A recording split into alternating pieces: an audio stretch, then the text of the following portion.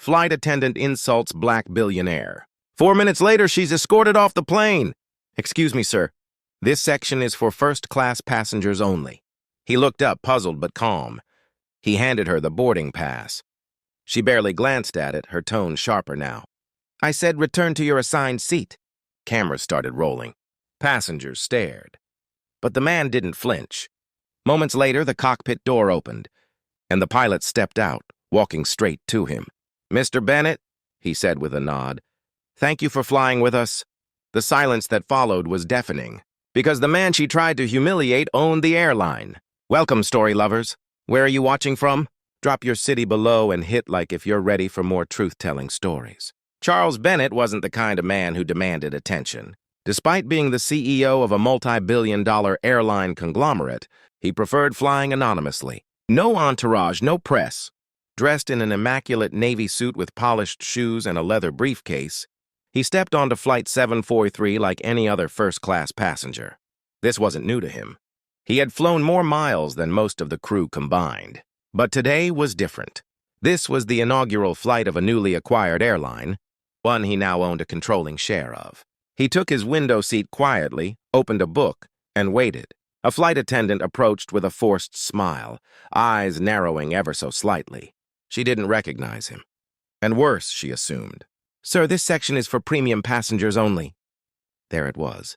Entitlement disguised as protocol. Charles looked up, calm. He didn't respond, not yet. But that single sentence had already set things in motion. The attendant's voice grew sharper as she pointed toward the rear.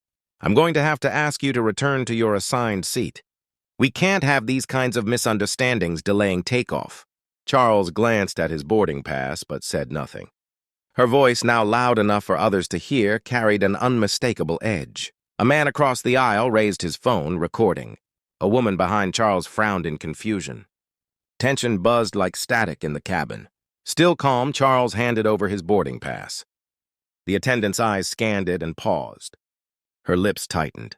Seat 2A, first class. No mistake. But instead of apologizing, she doubled down. I'll need to verify this with the gate, she said, spinning on her heel. Whispers stirred. Eyes turned.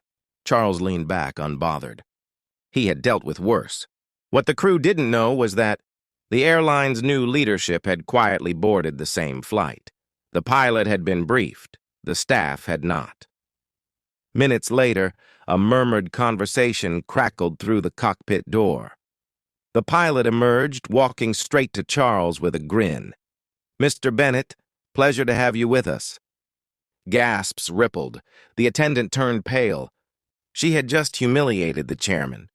The man she tried to escort off the plane was the one signing her paycheck. The pilot's voice dropped into something colder. Please follow me, he said to the flight attendant. Her lips parted, searching for an explanation that wouldn't come. I didn't know who he was, she stammered. Passengers watched in silence, phones now aimed like spotlights. There was no way to walk this back. A supervisor stepped on board just as the pilot led her to the front. Without another word, her badge was removed. She was escorted down the jet bridge, not by security, but by her team. The man she tried to belittle never raised his voice and never demanded justice, because he didn't need to. Power doesn't always speak. It just watches as the truth handles everything.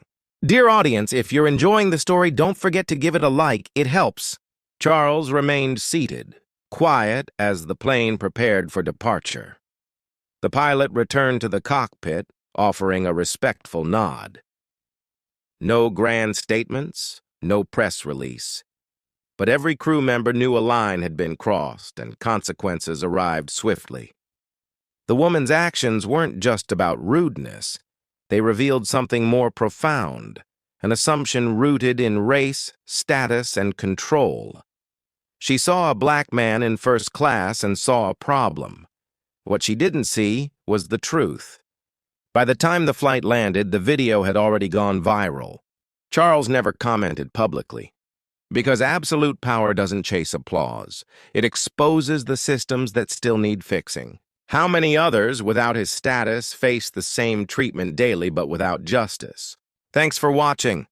Subscribe to our channel for more powerful stories and new videos. Take care.